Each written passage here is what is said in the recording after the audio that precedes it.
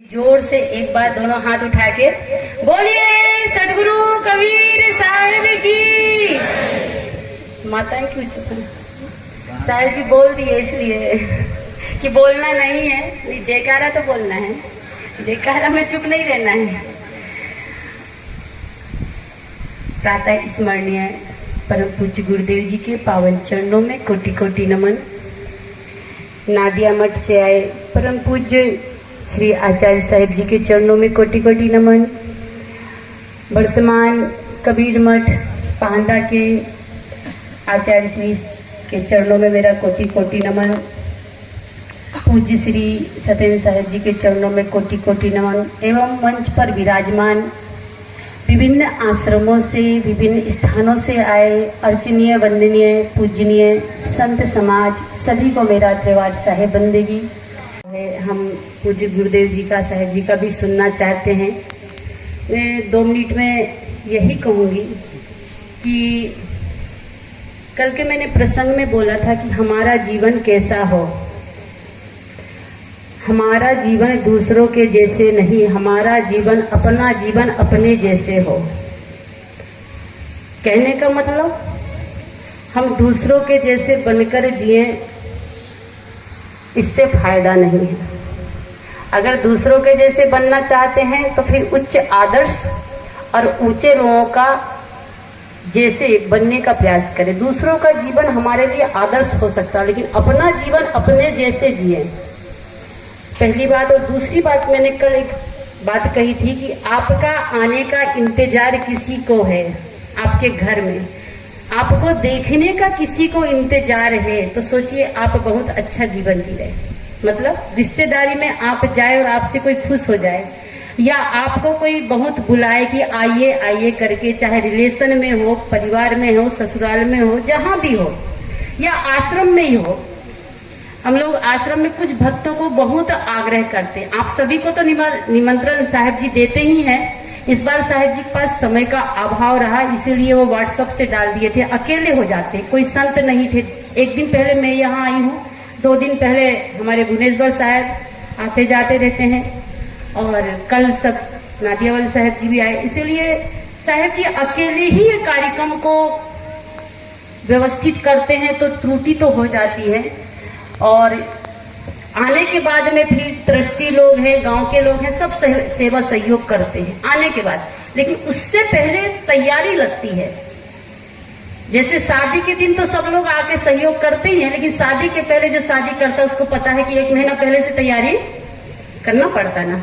ऐसे ही साहब जी के आश्रम में हम लोग आते हैं, तो आने के बाद तो सब काम हो जाता है, लेकिन आने के पहले बहुत काम रहता है। तो वो सब काम तो किसी का इंतजार है, हमको, साहब को हो, हमको हो, या आप लोगों को। ये सोचिए कि आप बहुत ही खुशकिस्मत आदमी हो, बहुत अच्छे आदमी हैं, आप एक उपयोगी आदमी हो। आपको अगर साहब बोल रहे आइए आना पड़ेगा, तो इसका मतलब आपकी बहुत जरूरत है वहां। दूसरी तीसरी बात मैं कही थी, आपको देखकर किसी के चेहरे में प्रसन्नता बढ़ जाए, देखने से जाए, और उसका खून बढ़ जाए, तो सोचिए आपने ब्लड दान कर दिया। होता ना, बेटा को बाप देख ले बहुत दिन बाद, जैसे हॉस्टल में पढ़ रहा है और 1 साल बाद बेटा आए, तो बेटा के देख के पिता के चेहरे में बड़ी प्रसन्नता है। पत्नी बाहर सर्विस कर रही, 6 महीना बाद आए तो पति को देख के बड़ी खुशी होती है। ऐसे ही संत को देखकर यहाँ आकर आप साहेब जी को देखते तो कितनी खुशी रहती, चलो संत के दर्शन कर लिया। जैसे आप संत को देखकर खुश होते हैं, ऐसे ही भक्त को देखकर भी हम लोग खुश होते हैं। जैसे हमारे बीच में मुनगा शेर से, देवरी से और गिधवा से, और बहुत सारे गांव, मुझे गांव नहीं आते लेकिन सबका चेहरा याद है, बहुत सारे भक्त लोग आए हुए हैं।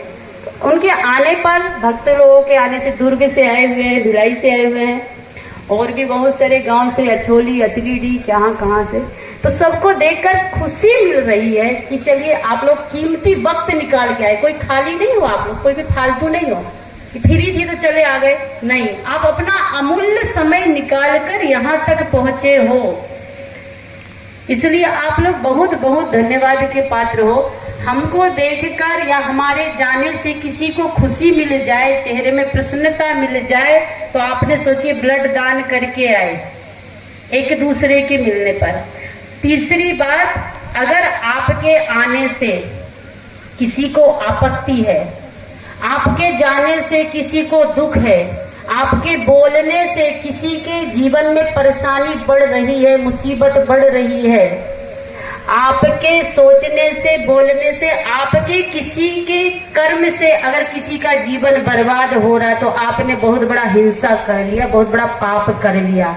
केवल मुर्गी बकरी मछली काटना हिंसा नहीं है, किसी के जीवन को बर्बाद करना, किसी के जीवन को गिराना, किसी के जीवन में दुख देना, किसी के जीवन में परेशानी डालना, ये भी एक हिंसा है। इसलिए हमारा जीवन कम हो या ज्यादा हो, जितना भी हो, लेकिन एक बात का ध्यान रखें कि हमारे इस तन से, मन से, वचन से किसी भी प्राणी को, किसी भी मनुष्य को, चाहे ग्रस्त हो, चाहे विरक्त संत हो, किसी भी संत का, किसी भी भक्त का अहित ना हो, किसी का बुरा ना हो, किसी की आत्मा दुखे मत, किसी का दिल ना दुखे। यहाँ पर इस गांव के भंडारी लगे हुए हैं भोजन बनाने में, और समस्त लोग मैं देख रही हूँ कि पूरा तन मन से हमारी माता बहनें सुबह से सेवा में लगी, 2 दिन से सभी लोग खूब सेवा करते हैं।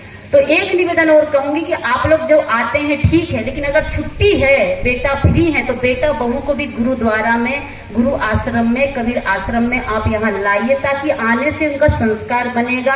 ये परंपरा चलते रहेगी, साहेब रहे या ना रहे, पर आप लोग आते जाते रहिए, संस्कार शिक्षा अपने जीवन में बना के रखिए। और बस यही कहूंगी कि लगा सको तो बाग लगाओ, आग लगाना मत सीखो।